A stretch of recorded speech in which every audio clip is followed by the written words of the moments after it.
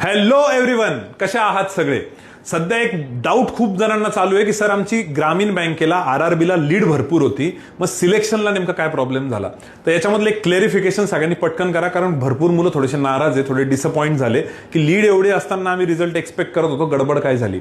तर यावर्षी आरआरबीनी overall cut off जो होता तो थोडासा कमी लावला होता. थोडा म्हणजे चांगला 10-15 मार्क तुम्ही कमी पकडाच, कारण सेक्शनल कट ऑफ इंग्लिशचा जो होता तो थोडासा वाढवला. त्यामुळे त्या फिल्टरमुळे बरेचसे मुलं निघाले, त्यांना जेवढे पाहिजे तेवढे त्यांनी घेतले. प्लस त्याच्यामध्ये इंटरव्ह्यूचं प्रपोर्शन पण जास्त होतं, भरपूर जास्त होतं. तर या दोन कारणामुळे काय झालं, तुमची जी पण लीड होती 20 मार्कची, 17 मार्कची, 22 मार्कची, 25 मार्कची, ही तशी युजली भरपूर असते. एवढ्या याच्यामध्ये आरामात निघून जातं डिसेंट इंटरव्ह्यू गेला तर.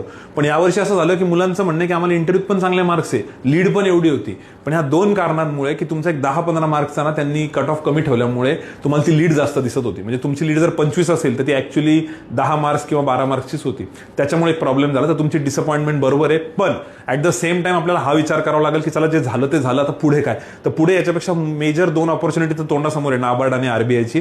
आणि हा स्लॅक पिरियड आहे, तर तुम्ही तुमच्या वीक एरियाजवरती जो काही वीक एरिया असेल त्याच्यावर वर्क करू शकता. आणि मग पुढे तर आपलं आहेच कॅलेंडर.